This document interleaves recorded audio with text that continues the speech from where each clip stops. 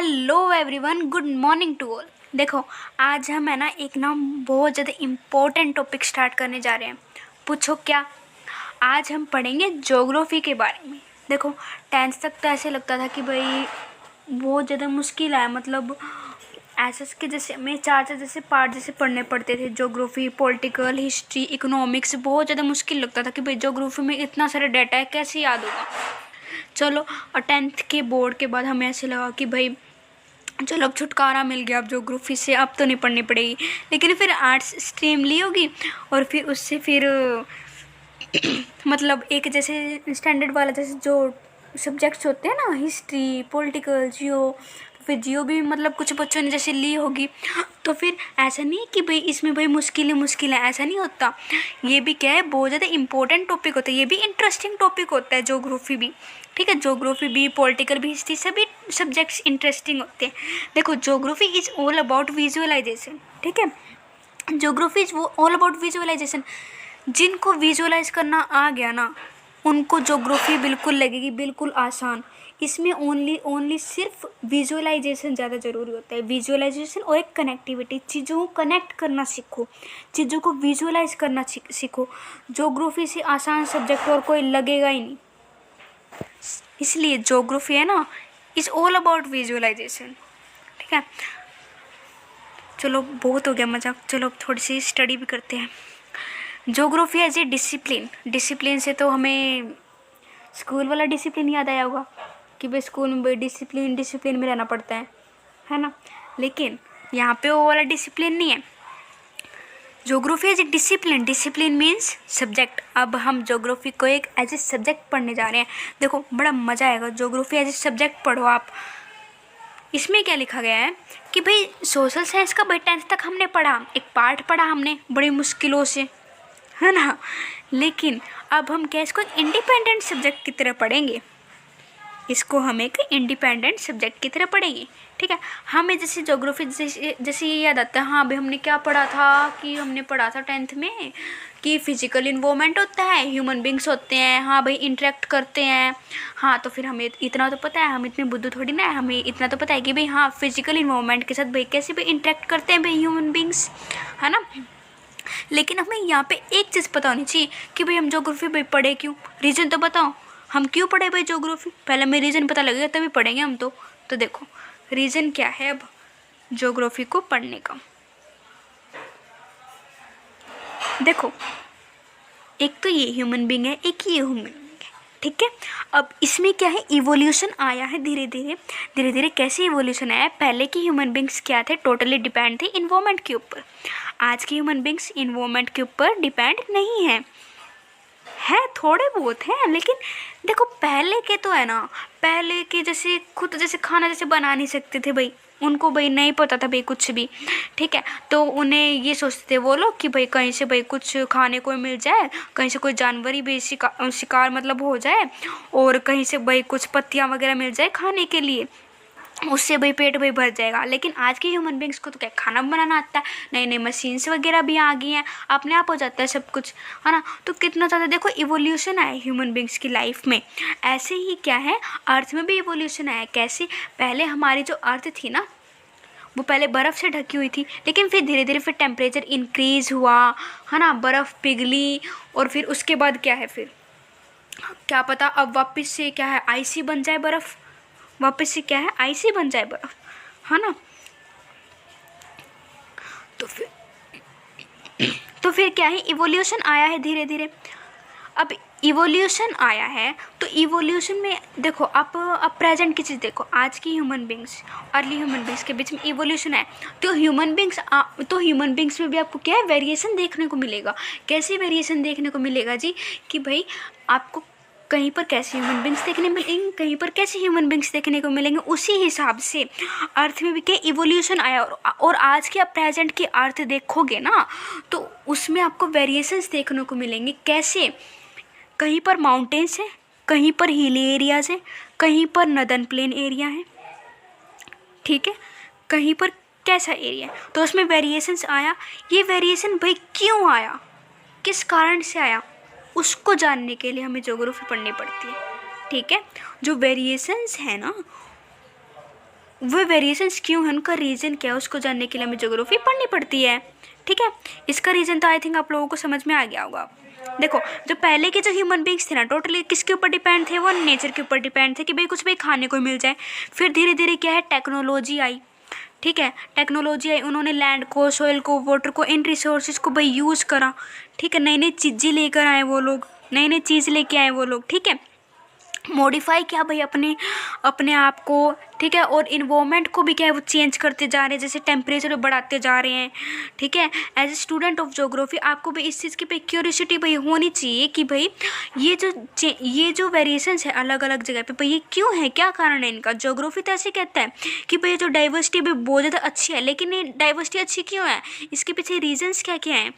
ठीक है, अब जैसे हमारे जो मैप्स वगैरह भी बनाए जाते हैं। मैप्स वगैरह कैसे बनाए जाते हैं, देखो जो जीआईएस होता है ना, ज्योग्राफिकल इंफॉर्मेशन सिस्टम, ये एक ऐसा इंस्ट्रूमेंट होता है।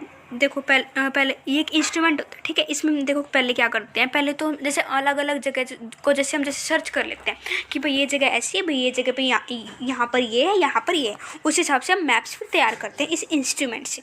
ठीक है, उसके हिसाब से फिर हमें जैसे पता चल जाएगा ना कि भाई इस जगह पे ऐसा एरिया है, भाई यहाँ पे भाई ये हो रहा है, भाई यहाँ पे भाई ऐसा एरिया है। तो इस हिसाब से फिर क्या हम चीज़ें सेटअप करते हैं अलग अलग। कहीं पर मान लो कोई इंडस्ट्री लगानी हो, कहीं पर कुछ प्लानिंग करनी हो, उस हिसाब से हम फिर कर लेते हैं। इसमें हमें किसने मदद दी, ज्योग्राफी ने मदद दी। ठीक है, अब सवाल ये आता है भाई ज्योग्राफी होता क्या है। पहले हम ये जानेंगे कि भाई अर्थ इज आवर होम, अर्थ क्या हमारा घर है। जैसे घर भी दो चीज़ जैसे मिलके जैसे बनता है, एक तो घर वालों से। ठीक है, और क्या है हमारा जो भाई होम, भाई घर तो घर होता है, घर को आप क्या मान लो, फिजिकल इन्वायरमेंट। ठीक है, और ह्यूमन बींग्स जो है ना फिजिकल इन्वायरमेंट के अंदर, उसको आप मान लो कि भाई घर वाले। ठीक है, अब दोनों के बिना भाई कुछ नहीं हो सकता, कोई भी चीज़ भाई वेस्ट है दोनों के बिना, तो है ना। तो ऐसे फिजिकल इन्वायरमेंट अगर अकेला है तो भी कुछ मतलब नहीं है, तो भी कुछ नहीं होने वाला। ह्यूमन बींग्स अगर अकेले हैं, फिजिकल इन्वायरमेंट नहीं है, तो भी कुछ नहीं होने वाला। दोनों का साथ में होना बहुत ज़्यादा क्या है, ज़रूरी है। ठीक है, अब वेरिएशंस है, हमें पता है भाई फिजिकल फीचर्स के अंदर माउंटेन्स, हिल्स, वैलीज, इन सब के अंदर जैसे क्या है फिजिकल फीचर्स अलग अलग हैं। ठीक है, अब ह्यूमन बींग्स की जो एक्टिविटीज़ हैं उनके कारण भी देखो अलग अलग चीज़ जैसे बन रही हैं, रेलवे, स्पोर्ट्स, और रोड्स, मार्केट्स, ये सब चीज़ें जैसे बन रही हैं। ठीक है, अलग अलग जगह अलग अलग टाइप्स के जैसे ह्यूमन बींग्स हैं, उनकी एक्टिविटीज़ भी अलग अलग हैं। हमें ये पता है कि भाई फिजिकल इन्वायरमेंट है, और जो हमारे जो ह्यूमन बींग्स हैं कैसे भाई इंटरेक्ट करते हैं एक दूसरे के साथ, करते हैं इंटरेक्ट। अब नेचुरल रिसोर्सेज को यूज़ करके क्या है नई नई चीज़ें बना रहे हैं, अपने आप को मॉडिफाई कर रहे हैं, और जो नेचर है उसके अंदर भी कहीं ना कहीं चेंजेस लेके आ रहे हैं, इन्वायरमेंट के अंदर चेंजेस लेके आ रहे हैं। ठीक है, जो फिजिकल इन्वायरमेंट है उसने तो क्या एक स्टेज प्रोवाइड कर दिया है ह्यूमन बींग्स को। ठीक है, अब जैसे स्कूल्स में जैसे स्टेज होते हैं, उसके ऊपर अगर बच्चे का डांस वांस नहीं कर रहे हैं, कुछ परफॉर्म ही नहीं करते, भाई फिर क्या काम होगा फिर वो स्टेज। उसी हिसाब से अगर फिजिकल इन्वायरमेंट में अगर ह्यूमन बींग्स ही नहीं है तो फिर क्या काम का फिजिकल इन्वायरमेंट। ठीक है, उसको यूज़ करके ही, उसमें जितने भी रिसोर्स हैं उनको यूज़ करके ही क्या है नई नई चीज़ें लेकर आ रहे हैं, मॉडिफाई कर रहे हैं चीज़ों को। इस तरीके से क्या है फिर वो इंटरेक्ट करते हैं फिजिकल इन्वायरमेंट के साथ। अब सवाल तो ये आता है कि भाई व्हाट इज़ ज्योग्राफी, ये तो बताओ। Geography is the description of the earth. Earth का क्या है, वो एक डिस्क्रिप्शन है। ठीक है, अर्थ के बारे में भाई बताता है भाई कैसी चीज़ भाई कैसे हो रही है, उसका कोज क्या है, उसका इफ़ेक्ट क्या होगा, अर्थ पे जितना कुछ हो रहा है वो क्या है ज्योग्राफी कहलाता है, डिस्क्रिप्शन देता है ये अर्थ का। और उसमें ज्योग्राफी के अंदर यूँ नहीं है भाई ओनली फिजिकल चीज़ों को लेके चल लिया, नहीं। ज्योग्राफी के अंदर दोनों चीज़ें आएंगी, फिजिकल ज्योग्राफी और ह्यूमन ज्योग्राफी, दोनों को साथ में लेके चलना पड़ेगा। और डिस्क्रिप्शन ऑफ द अर्थ तो है ही ये, साथ में क्या है ये ह्यूमन बींग्स का क्या है घर है, as a abode of the human beings. ठीक है, और ये ज्योग्राफी के बारे में सबसे पहले किसने बताया था, एरिस्टोस्थनीज ने। ओके, इन्होंने बताया था भाई सबसे पहले ज्योग्राफी के बारे में। ठीक है, अब geography is a multi dimensional subject. कैसे मल्टी डायमेंशनल है, क्योंकि जो बाकी जो सब्जेक्ट्स हैं ना ये उसके साथ क्या है जुड़ा हुआ है। जैसे जूलॉजी, मेट्रोलॉजी, मैं आपको एग्जांपल देती हूँ एक अच्छा सा, जूलॉजी के साथ जैसे इंटरेक्ट है। कैसे है, जूलॉजी के अंदर हम क्या है फ्लावर्स वगैरह की स्टडी करते हैं, और जो ज्योग्राफी है उसके अंदर हम किसकी स्टडी करते हैं भाई, जैसे क्रॉप्स वगैरह हैं, ठीक है। क्रॉप्स कहीं पर कैसे उगाई जाएगी, कहीं पर कैसे उगाई जाएगी, अलग अलग जगह अलग अलग टाइप्स की उगाई जाएंगी, किस में स्टडी करते हैं, ज्योग्राफी के अंदर। किसके साथ इंटरेक्ट हुआ ज्योग्राफी, जूलॉजी के साथ क्या हो इंटरेक्ट हुआ, कहीं ना कहीं हुआ ना। और जैसे पॉलिटिकल साइंस है, पॉलिटिकल साइंस के अंदर हमने देखा था पानीपत की लड़ाई हुई थी, पानीपत की जो लड़ाई हुई वो किसका पार्ट हो गई, पॉलिटिकल साइंस का।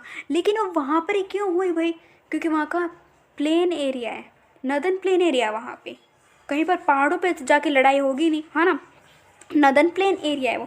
नदन प्लेन एरिया किसका पार्ट हो गया, ज्योग्राफी का। किसके साथ इंटरेक्ट हुआ, पॉलिटिकल साइंस के साथ। कौन इंटरेक्ट हुआ, ज्योग्राफी इंटरेक्ट हुआ।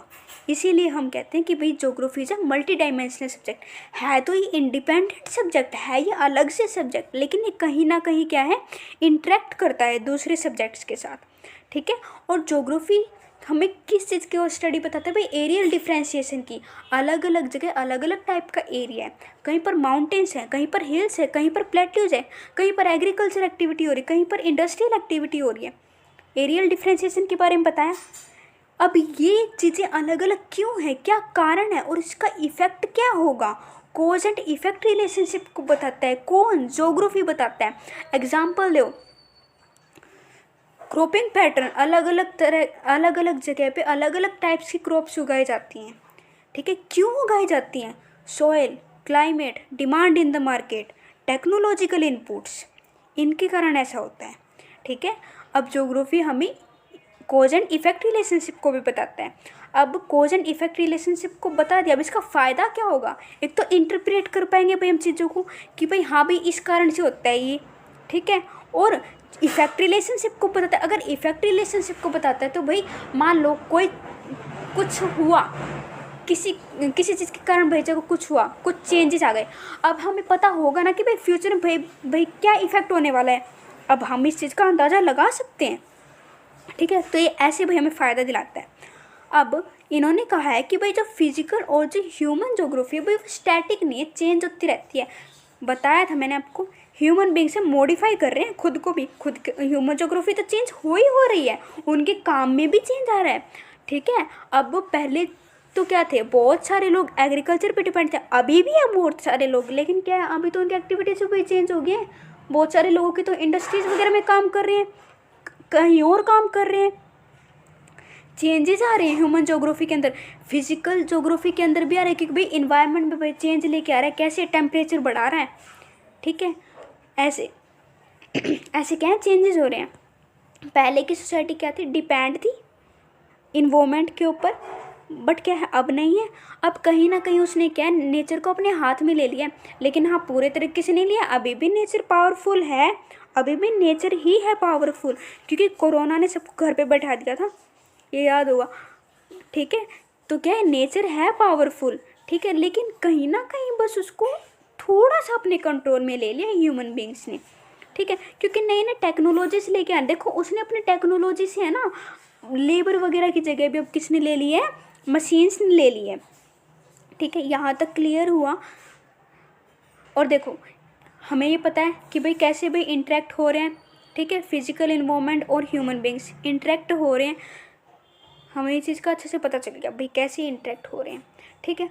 अब जो ह्यूमन है और जो नेचर है आपस में इंटरेक्ट हो रहे हैं, तो इसी पर ही क्या है, एक पोइट ने क्या है, एक पोएम लिखी है, क्या कि उन्होंने नेचर को गॉड मानते हुए बताया है कि भाई आपने सोयल क्रिएट की, मैंने कप बना दिया, आपने नाइट क्रिएट की, मैंने लैंप बना दिया, आपने हिली एरियाज़ और डेजर्ट्स क्रिएट किए, मैंने गार्डन्स बना दिए। देखो कितना ज़्यादा उसने मॉडिफाई कर दिया चीज़ों को, ठीक है। Thus we now find humanized nature and naturalized human beings। देखो एक इम्पोर्टेंट टॉपिक, इम्पोर्टेंट पॉइंट है ये, ह्यूमनाइज्ड नेचर। देखो पहले की ह्यूमन बींग्स क्या समझते थे कि भाई पानी हमारे पास नहीं आ सकता, हमें पानी के पास जाना पड़ेगा, बट आज का क्या है, आज पानी भी आपके पास आ सकता है, आपके पास इतनी ज़्यादा टेक्नोलॉजी आ चुकी है, ऐसे है, इसका मतलब आप ऐसे समझ लो, ठीक है। और नेचुरलाइज्ड ह्यूमन बींग्स, नेचर के हिसाब से ह्यूमन बींग्स अपने आप को मॉडिफाई कर लेता है, सर्दियों में कैसा, गर्मियों में कैसा, रेनी सीजन में कैसा, ठीक है, अपने हिसाब से क्या चेंज कर लेता है, अपना अपना रहन सहन सब कुछ चेंज कर लेता है, अपने आप को उस हिसाब से मॉडिफाई कर लेता है।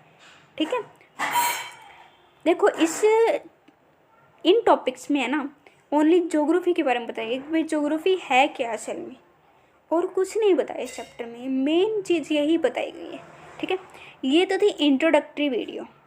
ठीक है, अब ये वीडियो हम ज़्यादा लंबी नहीं करेंगे, हम नेक्स्ट वीडियो में और चीज़ें पढ़ेंगे। ठीक है, ये थी इंट्रोडक्टरी वीडियो। अब आगे हम पढ़ेंगे ज्योग्राफी के बारे में और सारी नई चीज़ें।